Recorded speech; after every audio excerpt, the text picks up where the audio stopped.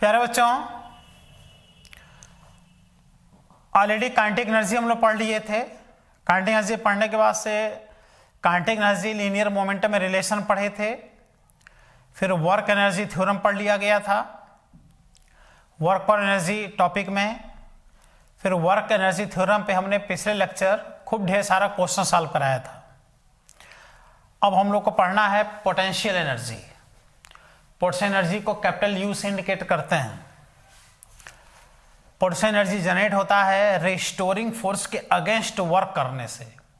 जैसे कोई बॉडी है, उसको ऊपर अगर तुम उठाओ तो अर्थ उस बॉडी को हमेशा अपने तरफ अट्रैक्ट करेगी, तो उस अट्रैक्शन फोर्स के अगेंस्ट वर्क करके हम लोग बॉडी को ऊपर उठाएंगे, तो वह वर्क डन ही उसमें एनर्जी के फॉर्म में क्या होगा, स्टोर हो जाएगा।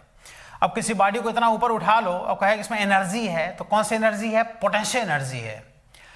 उस पोटेंशियल एनर्जी को देखना चाहते हो तो उस बॉडी को किसी के ऊपर लाके छोड़ दो, तो लाके छोड़ोगे तो उसको चोट लग जाएगा, क्योंकि उसकी पोटेंशियल एनर्जी किस में कन्वर्ट होगी? काइनेटिक एनर्जी में कन्वर्ट होगी। तो रिस्टोरिंग फोर्स के अगेंस्ट वर्क करने से जो सिस्टम में एनर्जी स्टोर होता है वही पोटेंशियल एनर्जी होता है। पोटेंशियल एनर्जी दो प्रकार का होता है, ग्रेविटेशनल पोटेंशियल एनर्जी और elastic potential energy. Elastic potential energy में हम लोग स्प्रिंग का कॉन्सेप्ट पढ़ने वाले हैं।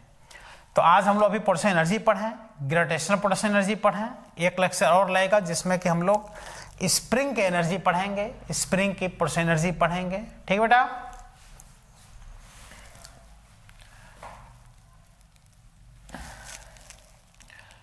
Energy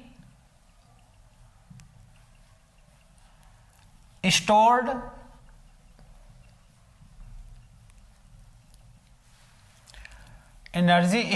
in a system due to work done against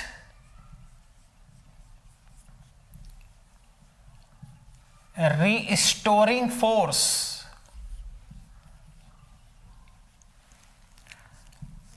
is known as potential energy।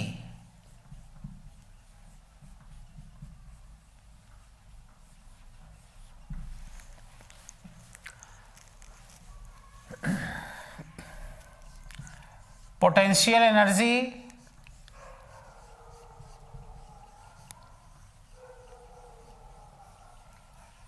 are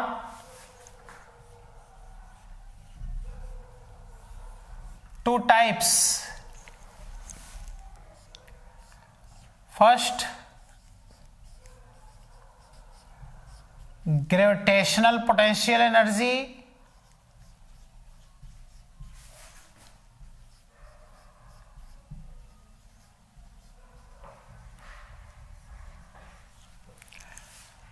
और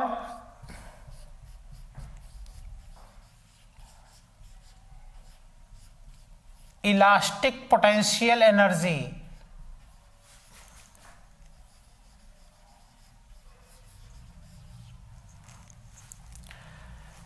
that is potential energy of spring.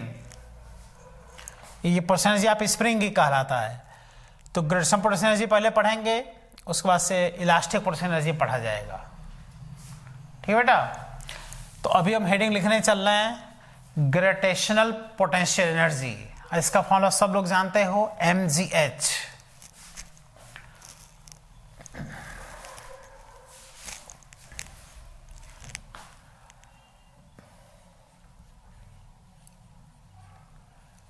Gravitational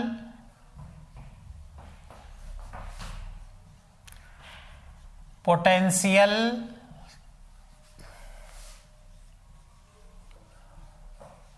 energy, इसको भी यू से ही इंडिकेट करते हैं। वो तो कोई पोटेंशियल एनर्जी हो, यू से ही इंडिकेट करना है, कैपिटल यू से।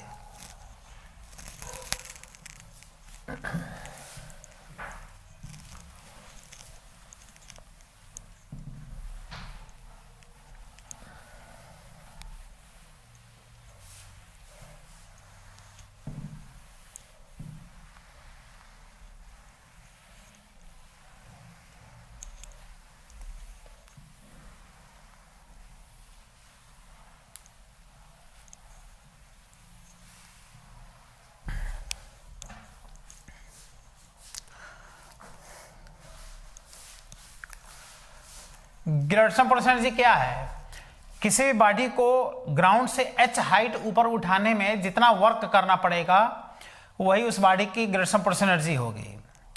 तो वर्क किसके अगेंस्ट करोगे? अर्थ उस बॉडी को अपने तरफ अट्रैक्ट करेगी नीचे की तरफ, तो उसके अगेंस्ट तुमको वर्क करके बॉडी को ऊपर ले जाना होगा। जितना ही ज्यादा वर्क करोगे उतनी उसकी पोटेंशियल एनर्जी बढ़ेगी।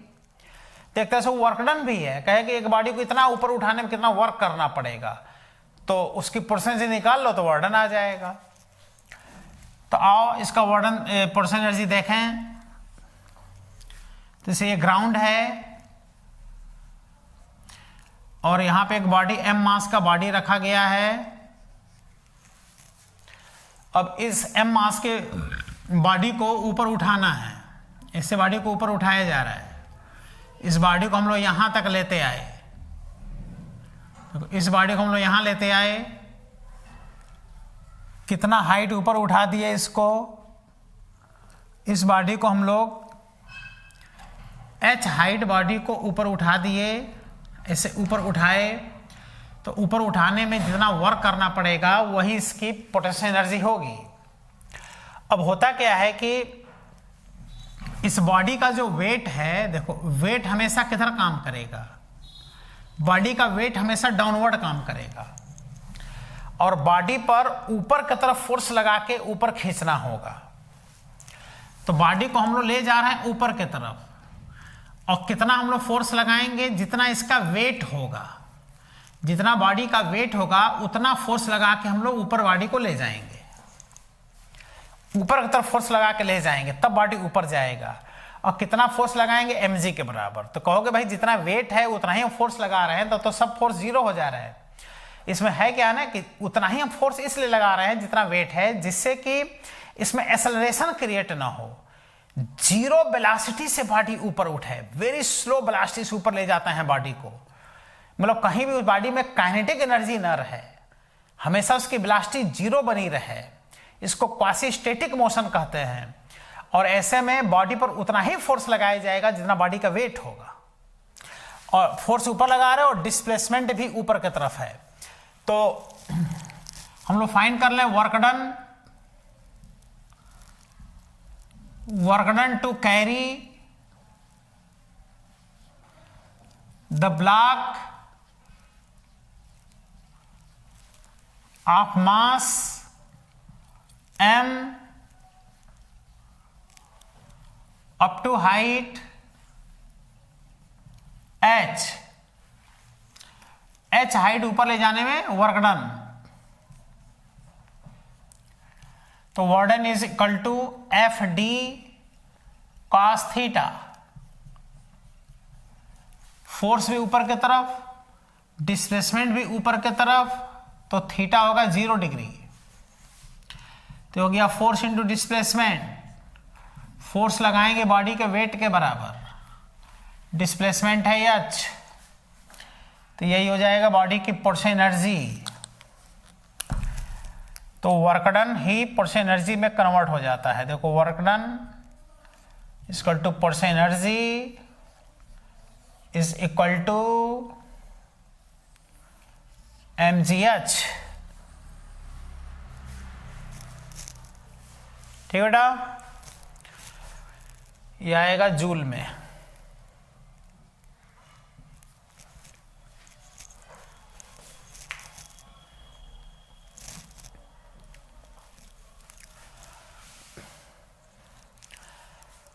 तो ये कहलाता है ग्रेविटेशनल पोटेंशियल एनर्जी। लेकिन ये भी ध्यान देना कि ये फार्मूला कम हाइट के लिए वैलिड होता है, जहां तक ग्रेविटी कांस्टेंट होगा।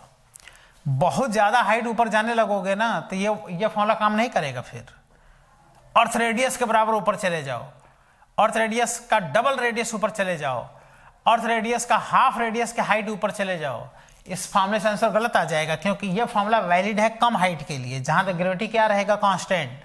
तो ज्यादा हाइट का अगर वर्डन निकालना है, बॉडी की परसेंटेज में चेंजिंग निकालना है बहुत ज्यादा हाइट के लिए, तो उसका अलग एक फॉर्मूला होता है जिसको ग्रेविटेशन टॉपिक में हम लोग पढ़ेंगे। ग्रेविटेशन टॉपिक में ये जो फॉर्मूला है, देखो जहां तक g कांस्टेंट रहेगा वहीं तक ये फॉर्मूला वैलिड है, यानी कम हाइट के लिए वैलिड है, और ऐसे क्वेश्चंस कम हाइट के लिए ही बनते हैं। ज्यादा हाइट वाले भी क्वेश्चन होंगे, लेकिन उसको ग्रेविटेशन टॉपिक में पढ़ना है। आओ इस पे क्वेश्चन करते हैं।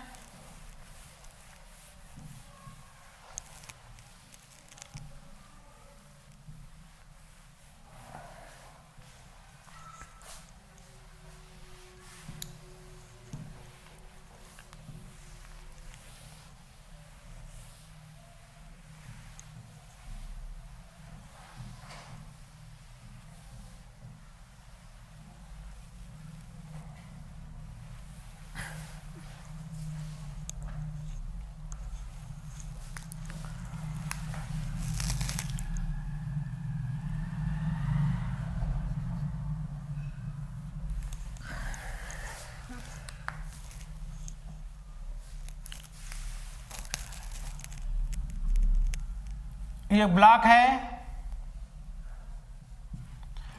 ये ब्लॉक ग्राउंड पर रखा गया है। ब्लॉक का मास है 5 kg। तो इसको ऊपर find work done to rise the block up to height 10 meter from ground if g is equal to 10 meter per second square।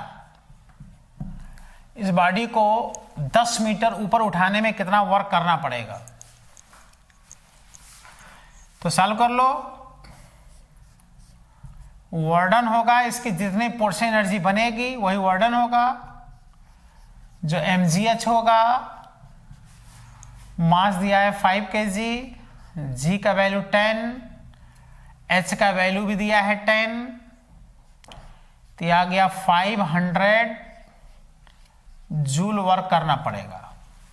तो क्यों mgh फॉर्मूला डायरेक्ट लगा दिए? क्योंकि कम हाइट है ना, 10 मीटर की हाइट है। वही अगर ज्यादा हाइट होता 6400 किलोमीटर, 3200 किलोमीटर, तो उन 100 क्वेश्चंस का फार्मूला अलग होता है, जिसको ऑलरेडी हम ग्रेविटेशन टॉपिक में बताएंगे।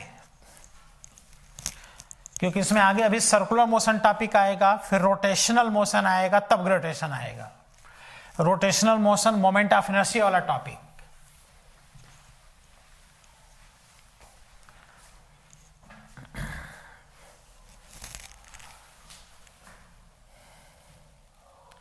नेक्स्ट क्वेश्चन,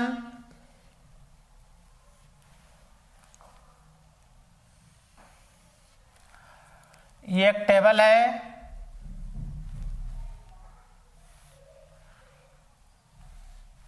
ये एक टेबल है बेटा, और इस टेबल पे एक यूनिफॉर्म चेन रखा गया है। If a uniform chain is placed on the table, जिसका कुछ पार्ट नीचे यहां सस्पेंडेड है, इस चेन का कुछ पार्ट यहां सस्पेंड है। चेन में कड़ी होते हैं ना, चेन में लिंक होते हैं। ये टेबल है, इस टेबल से चेन, यूनिफॉर्म चेन यहां पे सस्पेंडेड है। यह uniform chain.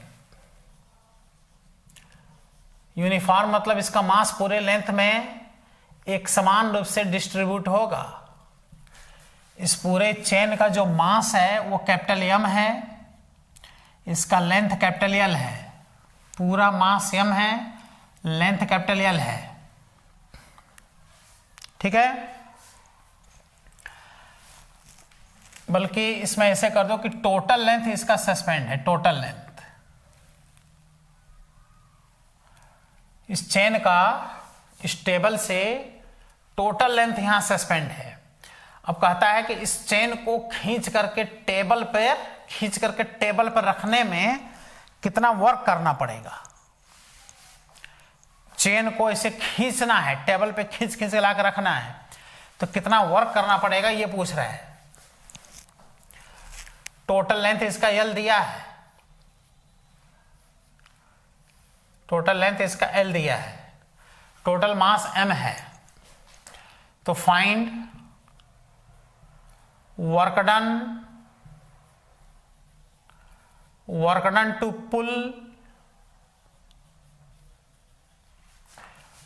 To pull total length of chain, जितना सस्पेंड है पूरा length chain on the table.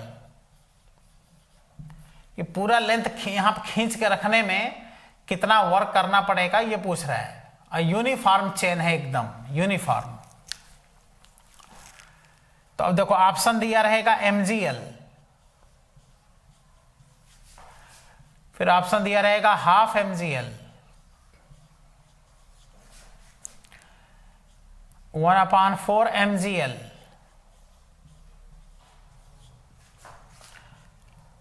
और 1/6 mgl। ठीक बेटा।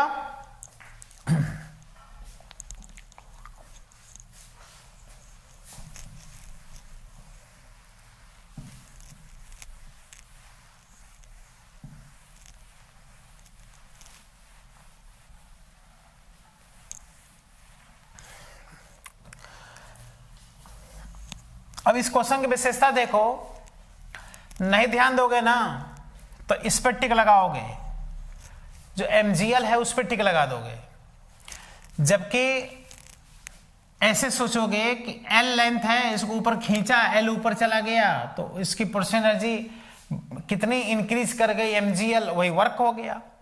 जबकि तुम किसी एक ब्लॉक को, m मास के ब्लॉक को जब h हाइट ऊपर उठाते थे तब ना वाट mgh होता था। इसमें क्या है भाई, इस पूरे चेन का जो मास m है वो यहां नहीं है, ये तो पूरे मास में डिस्ट्रीब्यूट है। पूरे लेंथ में चेन का जो मास है वो पूरे लेंथ में एक समान रूप से डिस्ट्रीब्यूट है। एक जगह यहां पर, यहां ये नहीं कि यहां पर है फिर m मास को ऊपर उठा दिया, ऐसा नहीं है, वो तो पूरे लेंथ में डिस्ट्रीब्यूट है। इसलिए सीधे mgl आंसर नहीं होगा यहां पर। तो क्या होगा, तो सबको पता है कि भाई यूनिफॉर्म जो बॉडीज होते हैं उनका पूरा का पूरा मास तुम इसके सेंटर ऑफ मास पे कंसंट्रेट मान सकते हो। यहां पे इसका टोटल मास होगा m, कहां पे, इसके सेंटर ऑफ मास पे।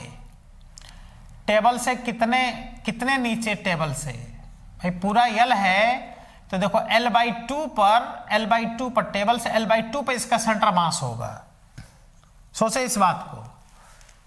इसका मतलब अगर चेन को ऊपर खींचोगे ना तो तब तक हम चेन को ऊपर नहीं मानेंगे टेबल पे आते हुए पूरा का पूरा, जब तक पूरा सेंटर मास टेबल पर ना आ जाए।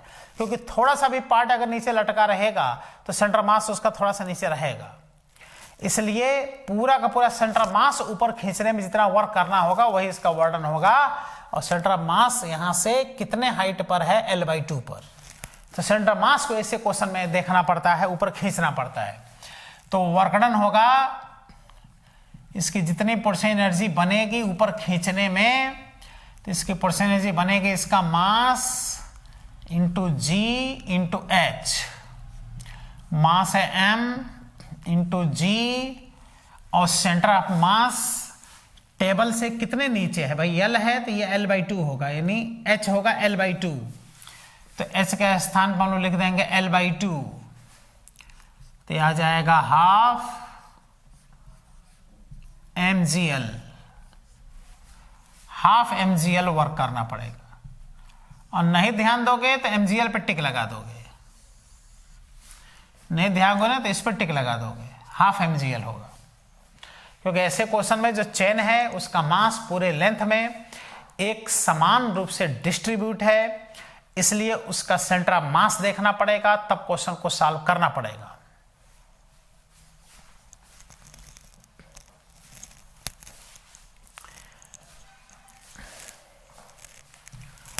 और इसे भी नेक्स्ट क्वेश्चन करते हैं।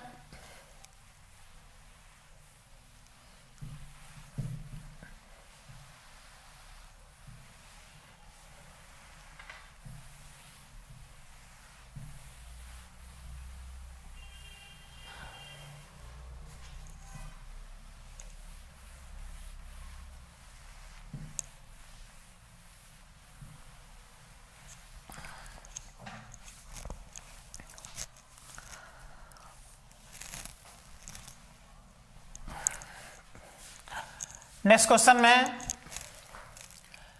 ये एक टेबल है,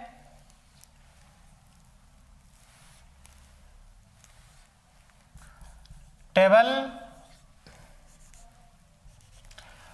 और एक चेन है जो इसके एज से सस्पेंड है, और चेन का कुछ पार्ट टेबल के ऊपर है पहले से ही। इसके पहले वाले क्वेश्चन में क्या था, चेन का पूरा लेंथ नीचे सस्पेंड था, अब कुछ पार्ट ही इसमें सस्पेंड है, इतना सस्पेंड है।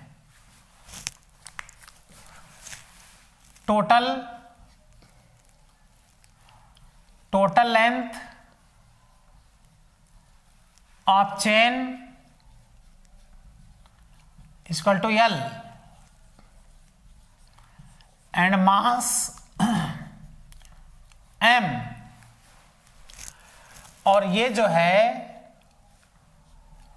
टोटल का L/2 यहां सस्पेंड है, L/2 आधा पार्ट ही सस्पेंड है, आधा पार्ट इसके ऊपर है।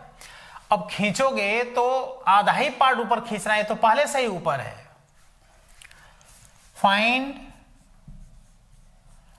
Work done to pull the suspended part of chain on the table.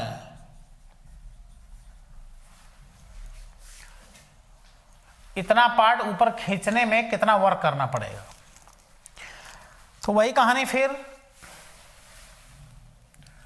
Warden is equal to mgh। ठीक, अब ध्यान दो, इसके पहले वाले क्वेश्चन में क्या था कि चेन का टोटल लेंथ सस्पेंड था, टोटल आधा ही सस्पेंड है, तो इतने का जो सेंटर मास होगा यहां कहीं होगा, टेबल से कितने नीचे कितने बिलो, तो L/2 का आधा L/4। लेकिन अब ध्यान दो कि यहां जो चेन का मास होगा M नहीं होगा भाई, टोटल तो सस्पेंड नहीं ना है ना, आधा ही सस्पेंड है, तो इतने का मास बेटा M/2 ही ना सेंटर मास पर काम करेगा, इसका M/2 को ही तुमको खींचना है। तो ये मिस्टेक यहां पे हो जाता है, M के स्थान पे M लिख दोगे, जबकि सस्पेंडेड पार्ट आधा है तो M/2 हो जाएगा इंटू G हो जाएगा, और H के स्थान पर L/4 हो जाएगा, और आंसर आ जाएगा 1/8 mgl।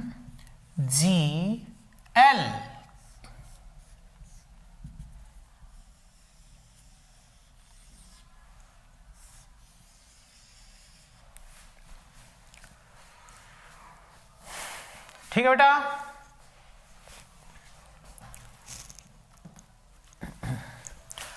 असाइनमेंट से भी क्वेश्चन कराते हैं। सेकंड लेवल में बड़ा अच्छा क्वेश्चन दिया है, सेकंड लेवल का 32 number question.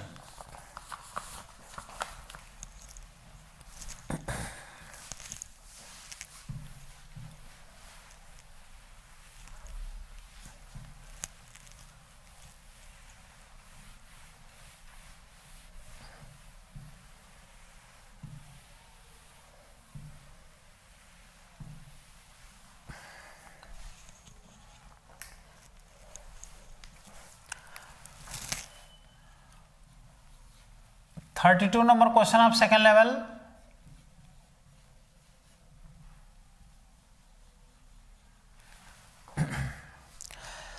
Uniform chain of length L and mass M is laying on a smooth table. 1/3 of its length is hanging vertically down over the edge of the table.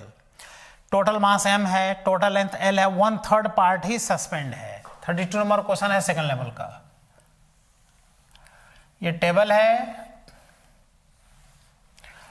Table पर chain का कुछ part chain का table के ऊपर है, केवल 1/3 part ही इसका suspended है।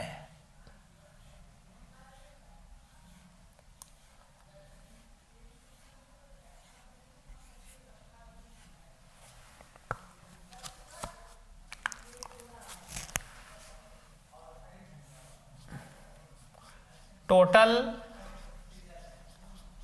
Length L, total mass M, और ये जो सस्पेंडेड पार्ट है ये है L/3, 1/3 ये सस्पेंडेड पार्ट है। अब इसको ऊपर खींचने में 1/3 को ऊपर खींचने में कितना वर्क करना पड़ेगा पूछ रहा है। ऑप्शन दिया है mgl,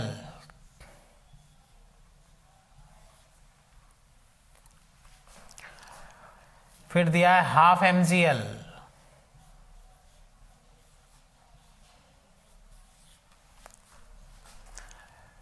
फिर दिया है 1/9 mgl,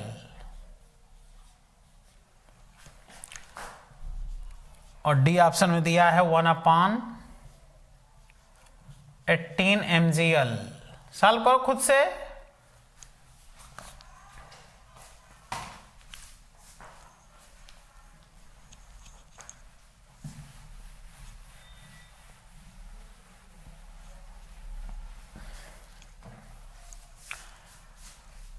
तो अब क्या होगा कि देखो 1/3 पार्ट सस्पेंड है तो इसका सेंटर ऑफ मास इसके आधे पे यहां कहीं होगा। टेबल से कितना बिलो, L/3 का आधा L/6 पे होगा। लेकिन बेटा यहां मास कितना होगा भाई, टोटल मास कितना है M, तो सस्पेंडेड पार्ट का मास M/3, ये भी तो देखो जितना पार्ट सस्पेंड है उसका मास तो M/3 ना होगा। तो वर्क डन इसका वही होगा जितनी इसकी पुश एनर्जी बनेगी ऊपर खींचने पर, mgh, m के स्थान पे M/3, g h के स्थान पर L/6, तो ये आ गया 1/18 mgl।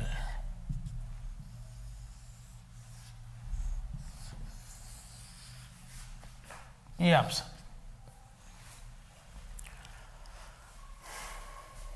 ठीक है।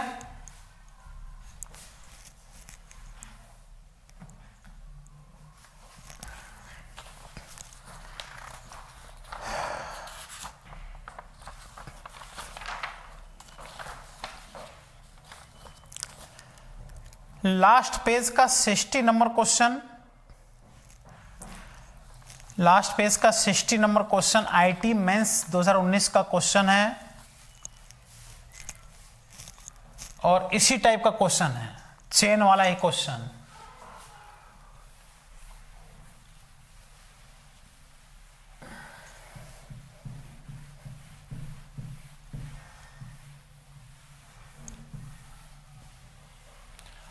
ये बड़ा इंपॉर्टेंट क्वेश्चन है, इस पे क्वेश्चन आते रहते हैं एग्जाम में।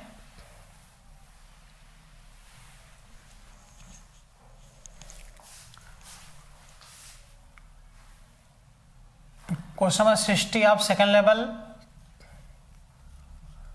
IIT mains 2019। Uniform cable of mass m and length L। देखो यहाँ पे चेन के साथ पे केबल कह दिया, केबल कह सकता है, रोप कह सकता है, चेन कह सकता है। मास m है, length L is placed on the horizontal surface such that it's 1/nth part of hanging below the edge of the surface। देख रहे हो, अब टोटल लेंथ का 1/n सस्पेंड है, यानी अब जनरल क्वेश्चन दे दिया। n के साथ पे 1/3 1/2 कुछ भी कह सकता है। तो ये टेबल है,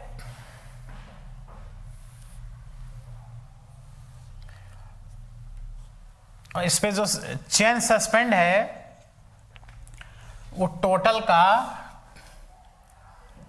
1/n पार्ट सस्पेंड है। टोटल मास m है, लेंथ L है। कुछ पार्ट टेबल के ऊपर है और कुछ पार्ट ही इधर नीचे सस्पेंड है। और वो पार्ट अभी हम लोग 1/3 करते थे, 1/2 करते थे, अब ये सीधे 1/n दे दिया है। 1/nth part of hanging below the edge of the table. यह है केबल, चेन भी कह सकते हो, मास m, लेंथ l, और जो सस्पेंड है ये टोटल का L/N सस्पेंड है बेटा, L/N लिख रहा है स्पष्ट। तो इसको ऊपर खींचने में जितना पार्ट सस्पेंड है कितना वर्क करना पड़ेगा। सॉल्व करो तुम लोग खुद से, अब तो मेथड सीख ही गए हो, सॉल्व करो। तो यह है 2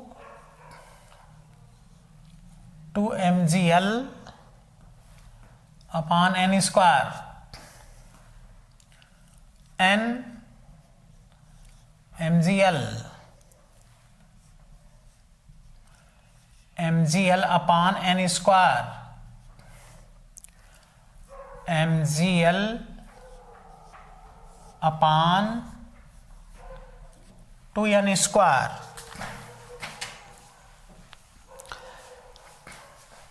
तो इसका सेंटर मास पूरे लेंथ का मतलब इतना सस्पेंडेड पार्ट का आधा होगा यहां पे,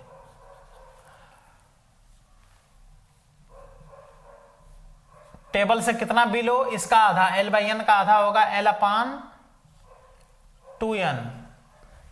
अच्छा यहां जो मास होगा बेटा देखो, मास m नहीं होगा, मास तो पूरे का नाम है, सस्पेंडेड पार्ट 1/n है, तो यहां का मास होगा m/n। जितना पार्ट सस्पेंड होगा उतना मास होगा। अब निकाल लो work done. Work done equal to mgh, m के स्थान पे m/n, g h के स्थान पर L/2n, तो आ गया mgl अपॉन 2n स्क्वायर।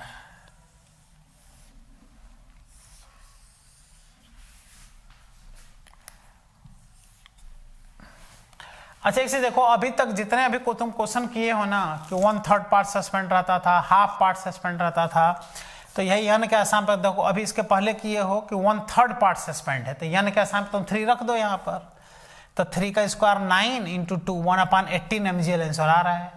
तो जितना भी क्वेश्चन किए हो वो चाहो तो इसे डायरेक्ट सॉल्व कर सकते हो, n का बस वैल्यू रखते जाओ, जितना पार्ट सस्पेंड हो बस n के आसाम पर रख दो और सॉल्व कर, तुरंत आंसर आ जा रहा है। तो ये ऐसा क्वेश्चन पूछ दिया है, एक तरह से जनरल क्वेश्चन पूछ दिया है, 1/n पार्ट सस्पेंड करा दिया है टेबल से। तो इस टाइप के जितने भी क्वेश्चन होते हैं सब mgs से सॉल्व होते हैं। बॉडी को इतना ऊपर उठाने में कितना वर्क करना पड़ेगा, तो जितनी बॉडी की पोटेंशियल एनर्जी बढ़ेगी वही वर्क डन होगा बेटा, ठीक है। तो आज हमने पोटेंशियल एनर्जी स्टार्ट किया, पोटेंशियल एनर्जी में ग्रेविटेशनल पोटेंशियल एनर्जी बताया। अब आगे हम लोग इलास्टिक पोटेंशियल एनर्जी अगले लेक्चर में पढ़ेंगे, जिसमें कंप्लीट स्प्रिंग का कॉन्सेप्ट पढ़ेंगे। थैंक यू बेटा, ऑल द बेस्ट।